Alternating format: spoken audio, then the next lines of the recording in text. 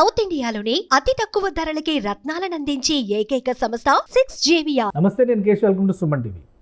తెలంగాణలో జనగణన అలానే కులగణన ఈ రెండింటి చుట్టూనే రాజకీయం నడుస్తుంది. ప్రధానంగా ఎస్సీల వర్గీకరణ పైన తెలంగాణ ప్రభుత్వం ముందడుగు వేయడం, బీసీ వర్గాలకు సంబంధించినటువంటి జనాభా విషయంలో ఎక్కువ తక్కువ అనేటువంటి చర్చ జరుగుతుండడం, అన్నీ కలిపి ఉరిమి మంగళం మీద పడ్డట్టుగా కులాల వారీగా కూడా చుచ్చు రాజుకుంటున్నటువంటి పరిస్థితి ఏర్పడుతుంది. అసలు దీనికి కారణాలు ఏంటి? రాష్ట్ర ప్రభుత్వం అనుసరిస్తున్నటువంటి విధానంలో లోపాలు ఉన్నాయా? ప్రధానంగా ఈడబ్ల్యూఎస్ రిజర్వేషన్స్ కూడా దీనివల్ల ఎఫెక్ట్ అవుతాయి అనేటువంటి ఆందోళన ఎందుకు రాజుకుంటుంది? ఈ అంశాలను విశ్లేషించేటువంటి ప్రయత్నం చేద్దాం. మనతో పాటు వల్లభరెడ్డి రవీందర్ రెడ్డి గారు ఉన్నారు. ఆంధ్ర తెలంగాణ రెండు రాష్ట్రాల్లో కూడా రెడ్డి సామాజిక వర్గానికి సంబంధించి రెడ్డి జన సమితి ఏర్పాటు చేయడం ద్వారా వివిధ సందర్భాల్లో ఈడబ్ల్యూఎస్ రిజర్వేషన్స్ కోసం పోరాడినటువంటి వ్యక్తి. ఒకసారి ఆయనతో మాట్లాడదాం. నమస్తే రవీంద్ర రెడ్డి. నమస్తే కేశవ్ గారు. బాగున్నాయండి. ఈడబ్ల్యూఎస్ రిజర్వేషన్స్ అనగానే కులాలతో సంబంధం లేకుండా అందరూ కూడా ఎఫెక్ట్ అయ్యేటువంటి చర్చ నడుస్తుంది. సో దానికి సంబంధించి మీ పోరాట పరంపర అంతా కూడా ఒక క్లారిటీ ఉంది. అది ఇప్పుడు తెలంగాణలో జనాభా ప్రాతిపదికన రిజర్వేషన్ల అమలు, అలానే ఎస్సీల వర్గీకరణకి సంబంధించినటువంటి నిర్ణయాలు, ఇవన్నీ కలిపి ఫైనల్గా మళ్ళీ సామాజిక వర్గాల ఆధిపత్యాల గురించి చర్చ, అగ్రవర్ణాల మీద మాటల దాడులు వరుస పెట్టి జరుగుతున్నాయి. అసలు ఏంటి ఈ అంశాలన్నింటిపైన మీ అభిప్రాయం ఏంటి? అలానే ఈడబ్ల్యూఎస్ పోరాటాలన్నీ మీరు చేశారు కాబట్టి దాని మీద కూడా మాట్లాడదాం. కానీ ఈ జరుగుతున్నటువంటి రాజకీయ పరిణామాలని మీరు ఏ విధంగా చూస్తారు? ఎస్సీ ఎస్టీలకు అనేది ఏంటంటే రాజ్యాంగపరంగా కాన్స్టిట్యూషన్ ప్రొవిజన్స్ ఉన్నాయి. అదేవిధంగా బీసీలకు కూడా రాజ్యాంగపరంగా కాన్స్టిట్యూషన్ ప్రొవిజన్స్ లేవు, కానీ వాళ్లకు సరే మండల్ కమిషన్ తర్వాత వాళ్ళకు కూడా ఏంటంటే విద్యా ఉపాధిలో రిజర్వేషన్లు ఇవ్వడం జరిగింది. 27% నిర్దేశించడం జరిగింది. ఇప్పుడు ఈ రిజర్వేషన్లు అనేది ముఖ్యంగా విద్యలో కానీ ఉపాధిలో కానీ రాజకీయంలో కానీ ఈ మూడిట్లలోనే రిజర్వేషన్ల ప్రక్రియ అనేది కొనసాగుతుంది. దీని కొరకే పోరాటాలు జరుగుతూ ఉన్నాయి. ఇది ముఖ్యంగా మీరు అన్నట్టు ఈ బీసీ రిజర్వేషన్ల దాని మీద అంటే జనాభా లెక్కలు 1955లో కూడా కేల్కర్ కమిషన్ వేశారు. కేల్కర్ కమిషన్ అప్పుడు 2339 బీసీ కులాలు ఉన్నాయని తెలిసింది ఆనాడు యావత్ దేశవ్యాప్తంగా. తర్వాత అది ఎట్లా ఆ తర్వాత 1961లో కూడా ఈ రిజర్వేషన్లది వచ్చింది. తర్వాత అట్లనే నడుస్తూ ఉన్నది. నడుస్తూ ఉండి 1981 డిసెంబర్ 31 వచ్చే వరకు 3743 కులాలు అయినాయి, బీసీ కులాలు. అప్పుడు ఒక నివేదిక కూడా ఇవ్వడం జరిగింది, ఈ 3743 కులాలు. ఆ తర్వాత ఆ మండల్ కమిషను రావడం, ఈ రిజర్వేషన్లు బీసీ రిజర్వేషన్ల మీద కూడా పెంచాలనేటువంటి ఒత్తిడి రావడం, ఇవన్నీ జరిగినాయి, మనకు తెలిసినాయి. కానీ ఇక్కడ అసలు ఈ రిజర్వేషన్లు అనేది ఎందుకు ఇస్తారు అనేది ఆ ప్రక్రియ పక్కకు జరిగి ఏమైందంటే మీరు అన్నట్టు కులాల మధ్య చిచ్చు, ద్వేషాలు, ఈర్షలు, అసూయలు వచ్చేటువంటి అవకాశాలు ఇప్పుడు ఏర్పడ్డాయి. అంటే దీని అంతటికి కూడా కారణం ఏంటంటే ఈ ప్రభుత్వాలు, అటు రాష్ట్ర ప్రభుత్వాలు అనుకోండి, ఇటు కేంద్ర ప్రభుత్వాలు ఓట్ల కొరకు కొంగజెప్పాలు చేస్తూ వాళ్ళు కొన్ని శుష్కమైన అటువంటి వాగ్దానాలు ఇచ్చి ఈ ప్రజల్లో అగాధాలను పెంచి అనుమానాలు రేకెత్తించడానికి కూడా ఈ ప్రభుత్వాలు, ఈ రాజకీయ పార్టీలనే చెప్పాలి. తెలంగాణలో చాలా ముఖ్యంగా రాష్ట్ర ప్రభుత్వం చేసినటువంటి ప్రకటన ఏంటంటే దేశంలో ఏ రాష్ట్ర ప్రభుత్వం కూడా చేయలేదు అంత సైంటిఫిక్గా కులగణన జరిగింది. దాన్ని అనుసరించే ఈ రిజర్వేషన్ విధానాలు కూడా ఉంటాయి అనేటువంటి మాట. దీనిపైన ఏమైనా అభ్యంతరాలు ఉన్నాయా మీకు? ప్రతి 10 సంవత్సరాలకు జనగణన జరుగుతుంది. అది కేంద్ర ప్రభుత్వమే చేస్తుంది. దాంట్లో ఎస్సీలు ఉంటారు, ఎస్టీలు ఉంటారు, బీసీలు ఉంటారు, ఓసీలు ఉంటారు, అన్ని కులాల వారికి ఉంటుంది. కానీ ప్రభుత్వం నిగూఢంగా వస్తుంది, బయట పెట్టదు. కానీ ఈ కొన్ని సందర్భాలల్లో రాష్ట్ర ప్రభుత్వాలు కూడా కుల జనగణన జరుపుతాయి. అసలు ఫస్ట్ అర్థం కావాల్సింది ఏంటంటే ఈ కుల జనగణన ఎందుకు చేస్తున్నాము? ఇప్పుడు రిజర్వేషన్లు అనేది జనాభా నిష్పత్తి ప్రకారం ఉండవు రిజర్వేషన్లు. అంటే నా జనాభా 100 ఉంది, నాకు 100% రిజర్వేషన్ అంటేనే అర్హత దేని మీద వస్తుంది? ఒకటి సామాజిక వెనుకబాటుతనం, రెండు సామాజిక ఆర్థిక వెనుకబడతాను, ఓకే. మూడు ఆర్థిక వెనుకబడతాను. ఓకే. అంటే ఈ పద్ధతులలో రిజర్వేషన్లు పొందడానికి వీలుంటుంది. అయితే ఇక్కడ రాష్ట్ర ప్రభుత్వం అసలు ఈ రిజర్వేషన్ల అసలు ఏ ప్రక్రియ కొరకు కుల జనగణన జరపాలని నిర్ణయించుకుందనేది ప్రభుత్వానికి నిర్దిష్టమైన విధానం లేదని నేను అనుకుంటున్నా. అంటే క్లారిటీ ఇవ్వలేదంటారు. ఇప్పుడు అదే కదా చెప్తుంది ఉన్న ఇప్పుడు ఎస్సీ వర్గీకరణ ఉంది ఉదాహరణకి, అవును, జనాభా ప్రాతిపదికనే చేశారు కదా, అది కూడా వర్గీకరణ. రైట్. ఈ జనగణనకి సంబంధించి కూడా అయితే ఎస్సీ వర్గీకరణ చాలా గొప్ప అంశం. వర్గీకరణ అంటే అర్థం ఏంటంటే ఉన్నోళ్ళు లేనోళ్ళు ఎవరికి రాజ్యాంగ ఫలాలు అందాలి, ఏ మేరకు అందాలి, ఎవరికి అందకూడదు, అది అందితే ఏ మేరకు అందాలి. అంటే ఈ ఎస్సీ వర్గీకరణ డిఫరెంట్ యాంగిల్లో కొట్లాడడం జరిగింది మందకృష్ణ గారు. ఆయన ఉద్యమ నేపథ్యం కానీ తర్వాత ఆయన చేసినటువంటి పోరాటం వల్ల కూడా నిజాయితీ ఉంది, తర్వాత న్యాయం ఉంది. ఓకే. ఈ బీసీ రిజర్వేషన్ అనేటువంటి అంశము, జనాభా లెక్కలు ఇవన్నీ కలిపి ఏదో ఉరుమి మంగళం మీద పడినట్టుగా వివాదాస్పదమైన వ్యాఖ్యలు, కొన్ని సామాజిక వర్గాలను తోలనాడుతూ చేస్తున్నటువంటి వ్యాఖ్యలు ఇవన్నీ జరుగుతున్నాయి. ఇవేంటి అసలు ఇవి ఆమోదించదగిననా లేదా అసలు వీటిని నియంత్రించాల్సిన బాధ్యత అసలు ఎవరిపైన ఉంటుంది? అది చాలా బాధాకరం. ఎందుకంటే దూషణలు అనేది తులనాడడం అనేది చాలా భయంకరంగా జరుగుతుంది. ఇది ఎవరి మీద ఉంటుంది? ప్రభుత్వం మీద ఉంటుంది బాధ్యత, ముఖ్యమంత్రి మీద ఉంటుంది బాధ్యత. ఎందుకంటే మనం కొద్ది సబ్జెక్టు మీరు ముందు తీసుకుపోయారు. ఫస్ట్ ఇక్కడ రిజర్వేషన్ల ప్రక్రియల్ని అసలు ఎందుకు చేయాల్సి వచ్చింది అనేది ప్రభుత్వం ఒక నిర్దిష్టమైన విధానం ప్రకటించాలి. కానీ ఇక్కడ రిజర్వేషన్ల యొక్క ప్రక్రియ వేరు ఉంది. అంటే రాజ్యాంగ స్ఫూర్తి వేరుంది. అంటే ఎవరికి అయితే అర్హులో వాళ్ళకే రిజర్వేషన్లు ఇవ్వాలి. నా ఎస్సీలనైనా, నా ఎస్టీలనైనా, బీసీలనైనా, నా ఓసీలనైనా, ఎవరికైనా రాజ్యాంగ ఫలాలు ఎవరికి అందాలో వాళ్ళకే అందాలి. రాష్ట్ర ప్రభుత్వాలకు రిజర్వేషన్లు పెంచే అధికారమే లేదు. ఓకే. కానీ ఒక అధికారం ఉంది రాష్ట్ర ప్రభుత్వానికి. అంటే ఇప్పుడున్నటువంటి కులాలలో అభివృద్ధి చెందిన కులాలే క్రిమీ లేయర్. అంటే ఈ బీసీ రిజర్వేషన్లు ఎట్లొచ్చినాయి? సామాజిక వెనుకబడతనం మీద వచ్చినాయి. ఈ బీసీ రిజర్వేషన్లు ఏంటంటే అట్లా రాలే, ఆర్థిక వెనుకబడతనం మీద వచ్చినాయి. సో వాటిని లిస్టులో తీసి మళ్ళీ కొత్త కులాలను చేర్చే అధికారం కూడా ఉంది. ఓకే. అర్హులైన కులాలను ఉంచే అధికారం, అర్హులైన కులాలను కొత్త చేర్చే అధికారం, అర్హులు కాని వాళ్ళను తొలగించే అధికారం. తొలగించేది అంటే దానికి ఫస్ట్ డెడికేషన్ కమిషన్ వేయాలి.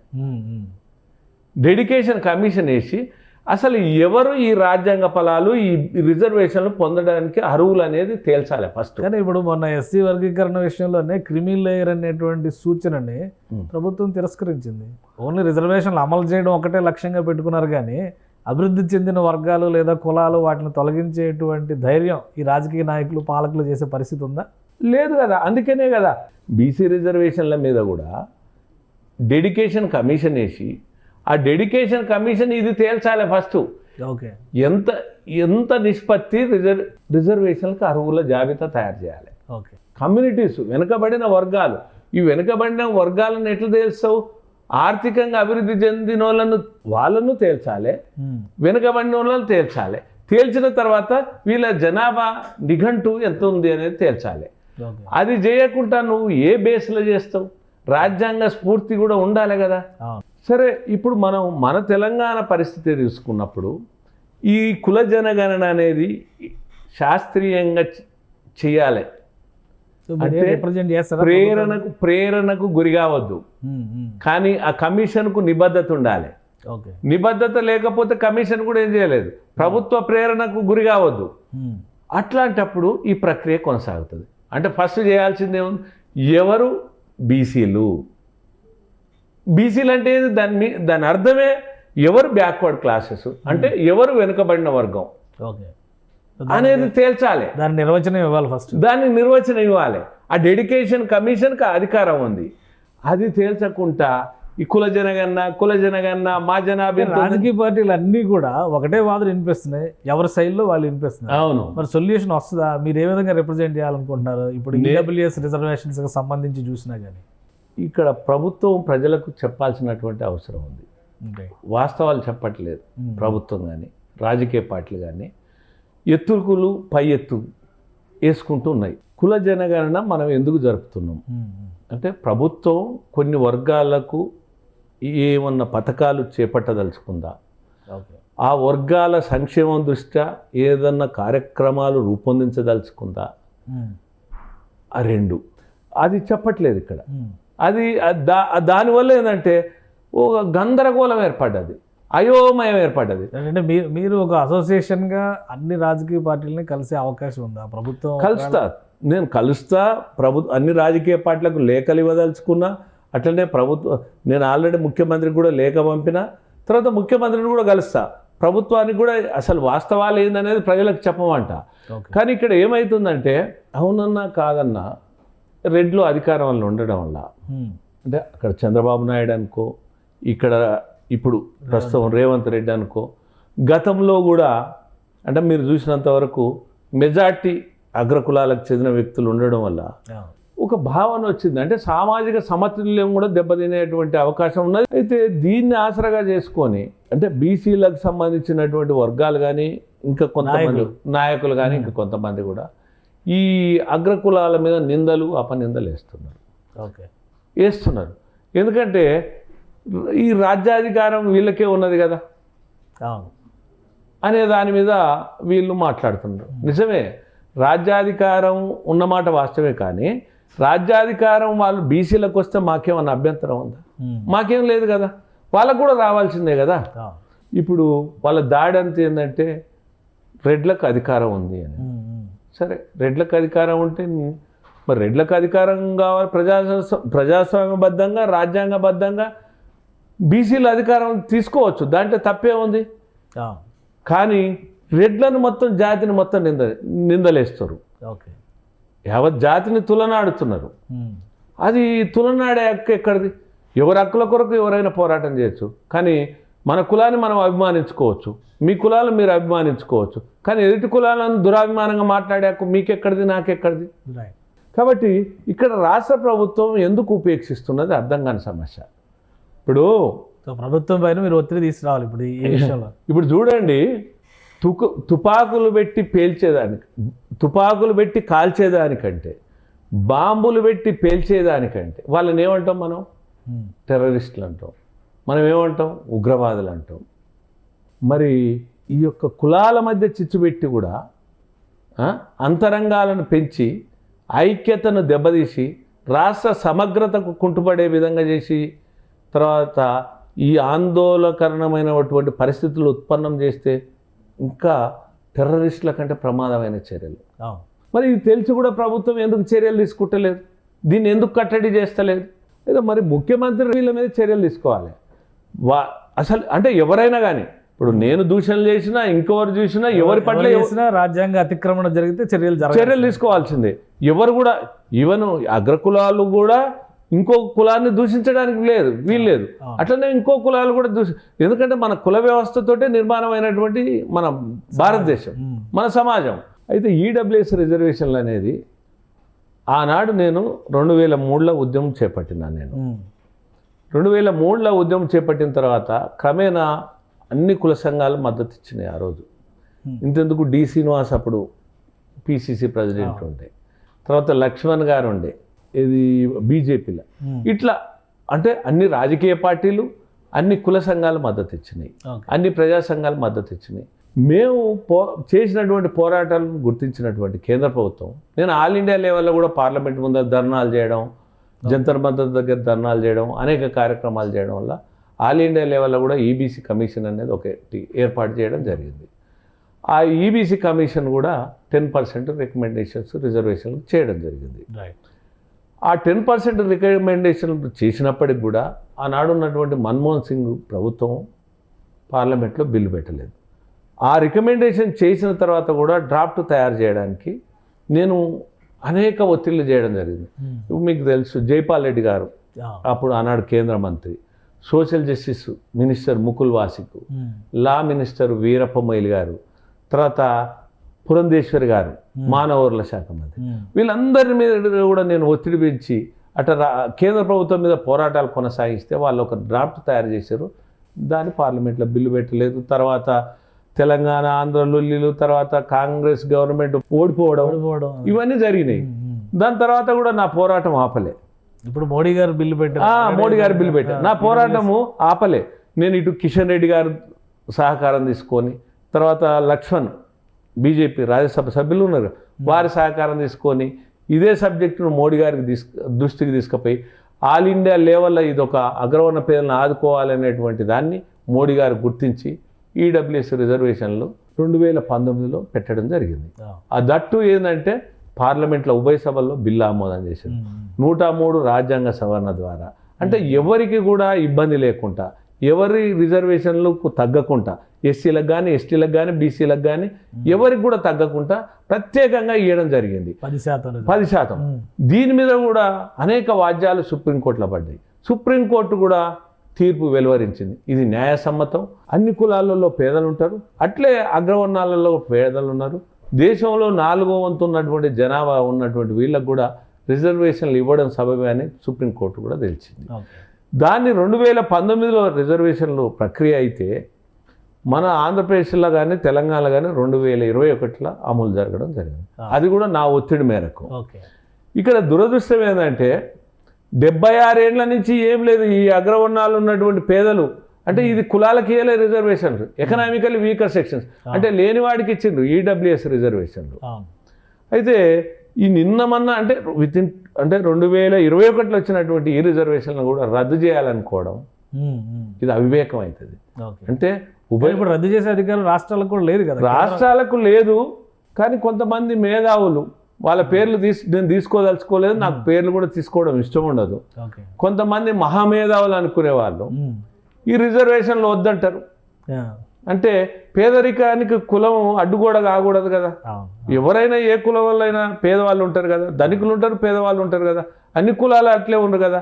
ఎస్సీలకు ఎస్టీలకు బీసీలకు ఎట్లయితున్నాయో ఓసీలలో పేదలకు కూడా కావాలి కదా.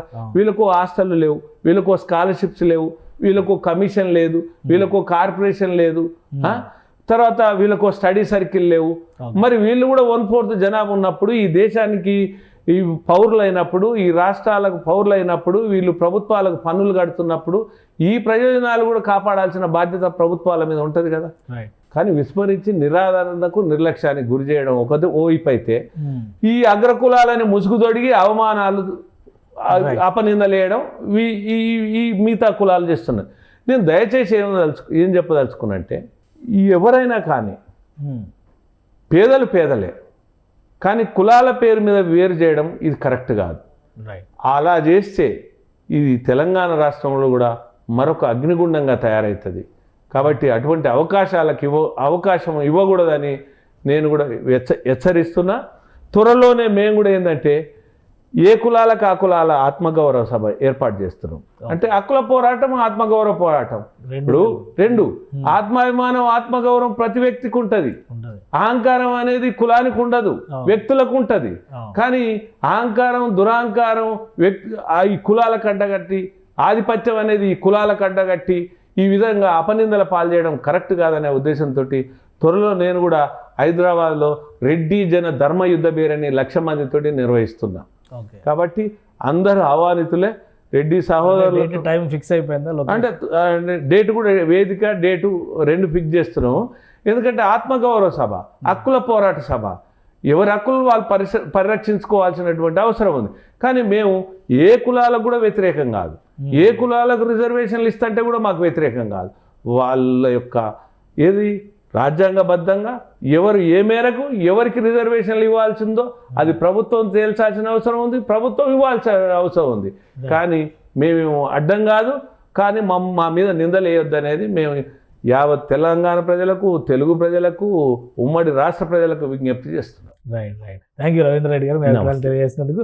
ఇది రవీంద్ర రెడ్డి గారు చెప్తున్నారు, ఈడబ్ల్యూఎస్ పైన పడేటువంటి ఈ పోరాట పంద ప్రధానంగా అగ్రకుల పేదలకి వచ్చేటువంటి ఈ రిజర్వేషన్ కూడా దెబ్బతీసేటువంటి కుట్రలు జరుగుతున్నాయి. ఆ క్రమంలోనే బీసీ రిజర్వేషన్లు, జనాభా నిష్పత్తి అనేటువంటి చర్చ రాజకీయంగా ముందుకు తీసుకొస్తున్నారని ఆయన ఆరోపిస్తున్నారు. ఈ విషయంలో ప్రభుత్వం కఠినంగా వ్యవహరించకపోతే కనుక పెద్ద ఎత్తున ఆందోళన కార్యక్రమాలు కూడా సిద్ధమవుతున్నట్టుగా హెచ్చరిస్తున్నారు. ఇది special discussion. Keep watching. Suman టీవీలో మీ పర్సనల్ అండ్ బిజినెస్ ప్రమోషన్స్ కోసం కింది నెంబర్కి కాంటాక్ట్ చేయండి.